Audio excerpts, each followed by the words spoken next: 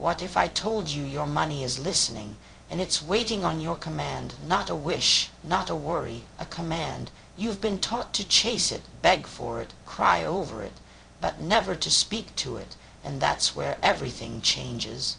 Because the moment you stop fearing lack and start declaring multiplication, money begins to move, not because you're lucky, but because you finally woke up to the power in your own voice.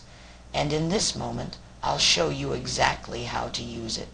I have seen it time and time again, people sitting in church pews, lifting their hands in worship, tears gently rolling down their cheeks, hearts surrendered, and yet bound by fear, bound by lack, bound by the quiet torment of unpaid bills, unopened letters, mounting debt, and dreams they keep placing on shelves because they feel too poor to reach for them. They believe in healing. They believe in heaven. But when it comes to money, they don't believe they have authority, and that is the lie the enemy has whispered for far too long. You were never meant to be ruled by your money, never. You were not born to serve your finances. You were born to command them, to put them under your feet, not as a source of pride, but as a response to purpose. Money was never meant to be your master. It was meant to be your servant, and until you see it that way, you will always be begging for what you were created to rule over. When God gave you breathe, he placed dominion in your voice, and yet so many walk around silent, afraid to speak to their lack, afraid to speak to their finances, afraid to believe that they carry the right to shift what they see. They look at their bank account and lower their faith to match their balance. But I'm here to tell you, your current condition is not your final inheritance. There is more. There has always been more. But the question is, will you open your mouth and take it? I have wept in private places with people who love God with all their heart, but live trapped in the patterns of survival. And it's not because they don't work hard. It's not because they don't give. It's not because they don't try. It's because they've never learned to command **. They've waited, prayed, hoped, but they've never stood tall, looked their resources in the eye, and spoken with authority. And without that authority, money doesn't move, it manages you. I'm not speaking of arrogance. I'm not speaking of greed. I'm speaking of alignment. When you understand who you are and what you carry, you stop chasing what was meant to follow you. You stop living in fear of money running out and begin living in the reality that heaven never does. I remember once looking at a woman whose heart was so pure, yet her words were soaked in worry. "I'm afraid I won't have enough," she whispered. "I just want to survive the month." And the spirit within me broke, not because of her struggle, but because she had forgotten that she didn't need to beg for bread. She needed to speak to the storehouse inside of her. I told her gently but firmly, command your money to serve your purpose. Speak to it. Tell it where to go. Don't wait for a miracle become *1. You see, money is a responder. It's a tool. It listens. It yields, but it will only move in the direction of your voice. Not just your effort. Your voice. What you speak over your finances either chains them or releases them. Some people curse their own money every time they call it not enough. Every time they say, "I'm broke." Every time they speak fear, they are instructing their money to fail. But when you wake up and say, "I am in command," this money will stretch. This income will multiply. This gift will open doors. Suddenly, the spiritual laws begin to respond. Money is not emotional. It doesn't decide where it wants to go. You do, and if you remain silent, it remains stagnant. If you speak with clarity, it will respond with movement. There is nothing holy about being afraid of wealth. And there is nothing humble about surrendering your future to fear. You were never created to bow to dollars. You were created to lift your head and release purpose through them. And I must tell you, when you begin to see money as a servant and not a master, peace will rush into your life like a river, because now, instead of being enslaved to the next paycheck, you begin to assign every dollar a purpose. You begin to command overflow, not from desperation, but from revelation, not to hoard, but to build, not to flaunt, but to free. It's not about the size of your wallet. It's about the strength of your voice. Your finances are not waiting for another job offer or a financial advisor. They're waiting for you to open your mouth, speak with authority, and call them into order. Command your money to multiply. Not once, not twice, but forever. There is a moment in every journey where we must confront the silent agreement we've made with limitation. We don't always say it aloud, but we live it. We tiptoe around our dreams. We downplay our vision. We settle. And somewhere deep inside, a whisper grows louder. Maybe I'm just not meant for more, but I'm here to shatter that lie with truth. You are not just meant for more. You were made to multiply. The power to multiply is not external. It's not sitting in someone else's office or hidden in some secret opportunity that only a few lucky people get. It's already in you. The seed of multiplication lives in your mind, your hands, your voice. But a seed doesn't bear fruit until you water it, protect it, and most importantly, believe in it. I've watched people bury their talents beneath a blanket of fear while they wait for someone to discover them. I've seen purpose wither in people who once burned with vision because they let disappointment become their guide. But hear me, disappointment is a detour, not a dead end. If you're still breathing, there is still multiplying left to do. Multiplication begins with mindset. Until you believe it's possible, it won't happen. Until you see yourself as a multiplier, you'll keep shrinking your ideas to match your fears. But when you shift, when you awaken to the truth that the ability to expand is already within you, the world around you begins to respond. Things that once looked like barriers become blueprints. Places where you once lacked suddenly become fertile with new strategies. Some of us are waiting for permission to prosper when heaven already gave us the blueprint to build, and we don't need a crowd to start. We need conviction. You can multiply from your kitchen table. You can multiply from a borrowed laptop. You can multiply with nothing but an idea and the fire in your spirit, because multiplication is never about what you have. It's about what you see in what you have. Look around you. That gift you've been hiding. It's a multiplying tool. That message you've been sitting on, it's not just for you.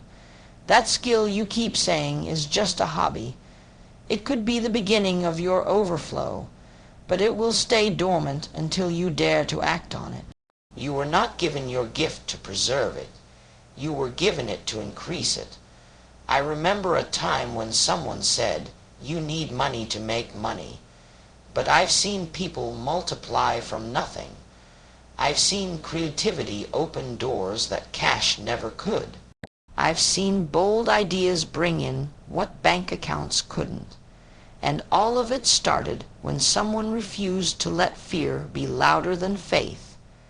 We live in a world that applauds instant results, but multiplication is often quiet at first.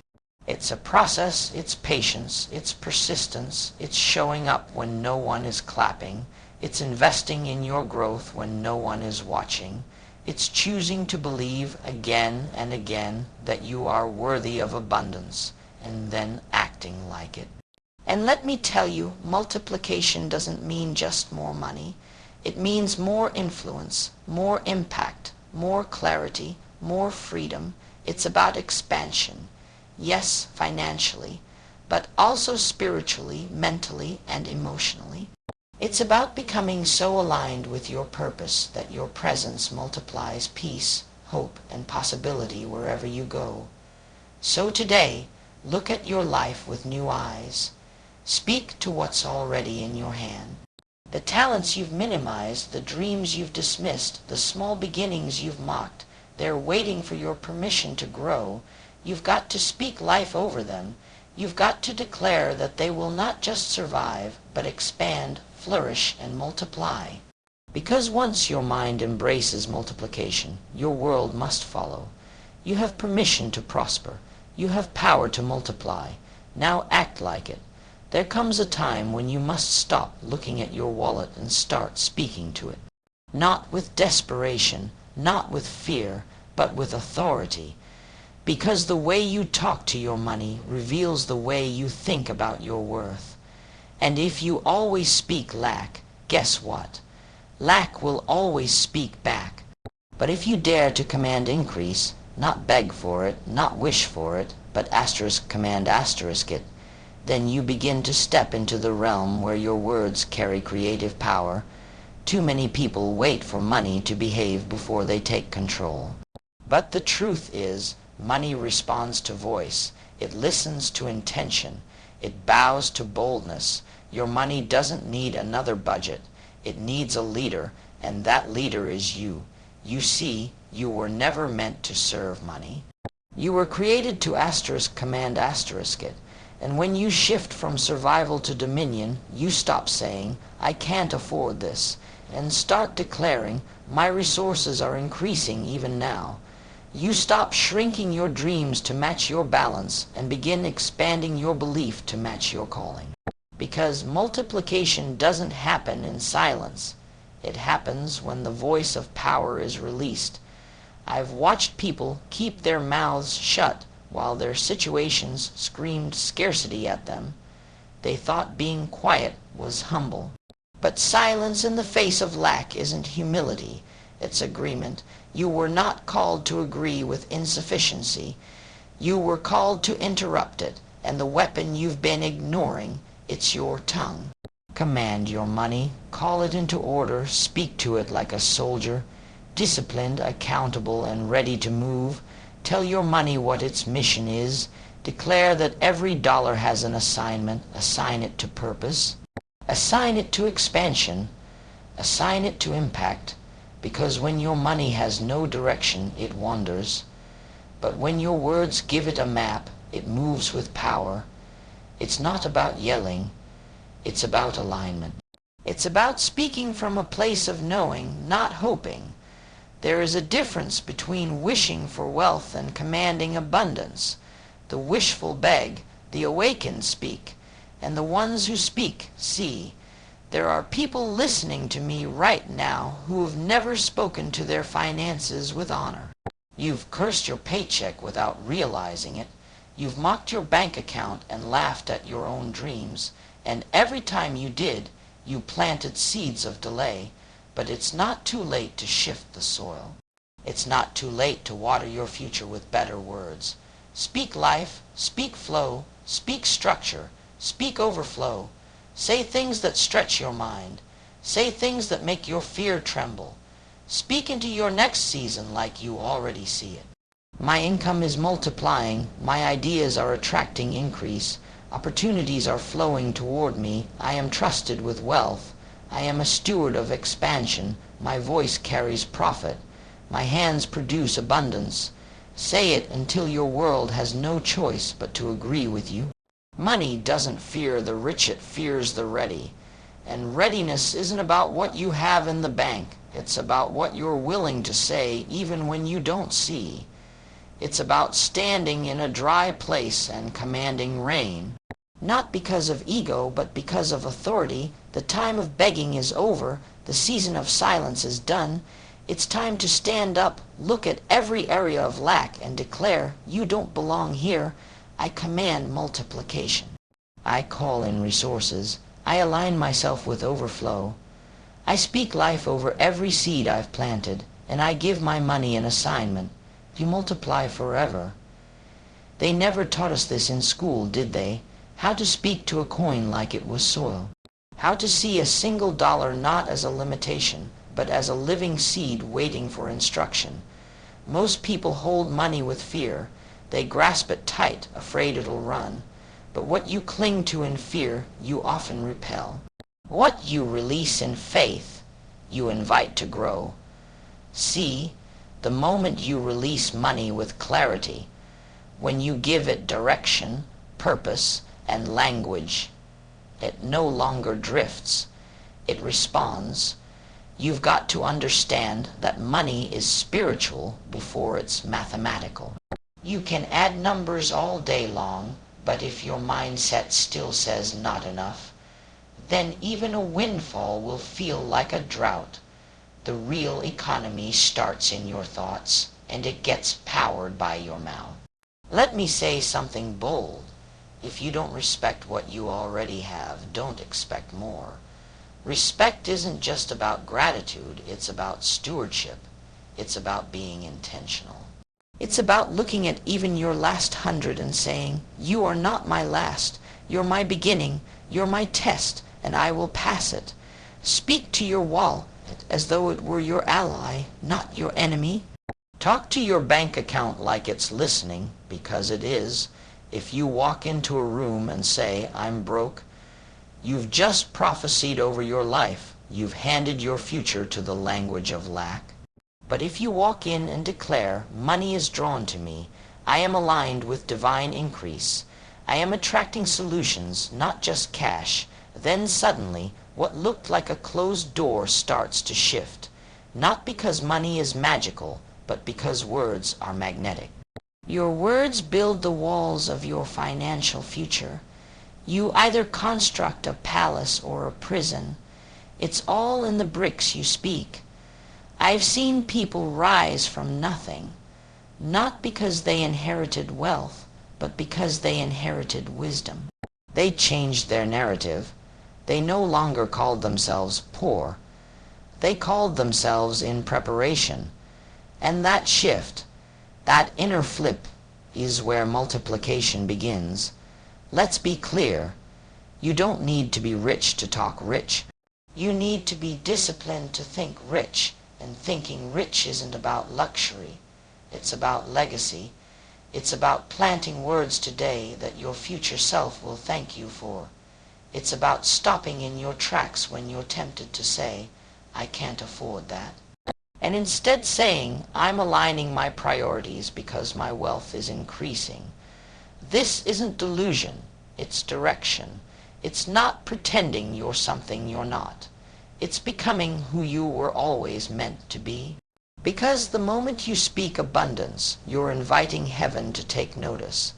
The moment you give your dollars a mission, you've stepped into command. And money, my friend, obeys clarity. Command your money to flow where impact lives. Don't let it get comfortable in corners where it does nothing. Give your income a goal. Even if it's small, give it shape. Say, this 20 goes to plant hope. This 50 goes to build dreams. This 100 goes to stretch the vision wider than yesterday. Because money that knows its purpose multiplies with joy. Don't forget, your voice prints the blueprint of your future. If you keep saying, I never have enough, then your reality will obey. But if you start declaring, I am connected to continual supply, my resources are blessed, my vision is backed by increase, then your environment begins to shift, even if it has to fight through resistance to get to you. The truth is, multiplication doesn't begin in your wall. It begins in your words. And when you dare to speak to your finances with precision, passion, and purpose, you're not just handling money anymore. You're commanding legacy. You're speaking into generations. So don't sit quietly while lack tries to make its home in your life. Stand up, raise your voice, and say, I give my money purpose. I assign it to multiply, and I refuse to let one more dollar leave my hand without knowing why it was sent. There's a moment, quiet, powerful, when you realize you've been waiting on a miracle that's been waiting on you asterisk. So many sit in stillness, hoping money will somehow recognize their desperation and answer. But money doesn't respond to desperation. It responds to decisions. It's not tears that move financial increase. It's clarity, it's strategy, and above all, it's motion. Motion is the evidence of belief. If you say you believe for more, then your actions will echo it. How you manage your resources speaks louder than any prayer or hope. Are you structuring your life in a way that welcomes multiplication? Or are you clinging so tightly to the little you have that you're choking off its potential to grow? Let's speak truth. Money is loyal to movement. It obeys those who give it assignment. If you leave it idle, it grows bored. If you give it fear, it grows timid. But if you give it faith, real faith backed by action, it will go out and gather more.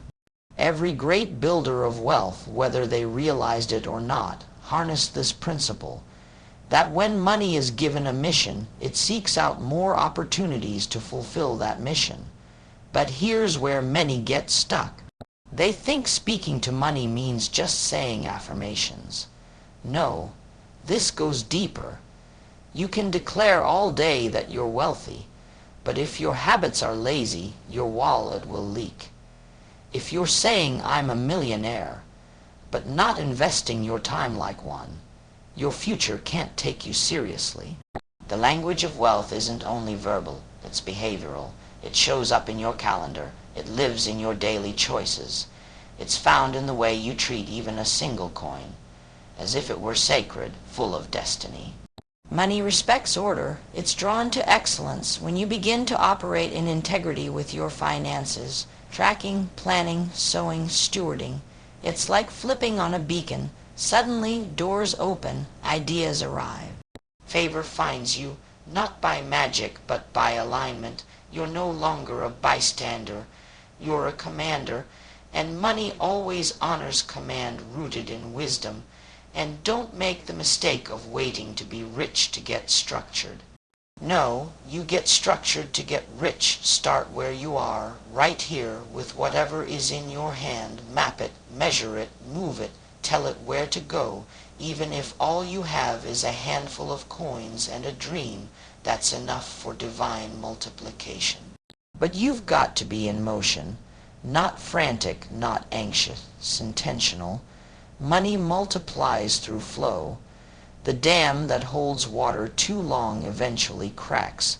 In the same way, if you hoard out of fear, your finances stagnate. But when you open your hands and put your money to work, when you invest it, bless with it, build with it, it returns with friends. It brings expansion. It carries momentum. So the question is not, how much do you have? The real question is, how well are you moving with what you've got? Because money has memory. It remembers how you treat it. And when you handle it with honor, direction, and discipline, it responds, not just in the moment, but generationally. Commanding your money isn't about controlling it with fear, it's about guiding it with purpose. It's about letting your finances mirror your vision. If your vision is global, your money should be mobile. If your purpose is deep, your structure must be strong. And if your dream is bold, your motion must be unwavering. You don't need the perfect plan. You need a faithful step, and then another, and another. That motion, that consistent discipline, that daily declaration through your action, that's where wealth begins to gather like water to a riverbed that's being patiently carved by the flow. So rise from the waiting room of life. Get out of the mindset that says, someday when I have more. No, today is your stewardship test. Today is where you prove your readiness, because when heaven sees motion, it releases momentum. When you give your money a plan and your plan a pulse, you no longer chase abundance.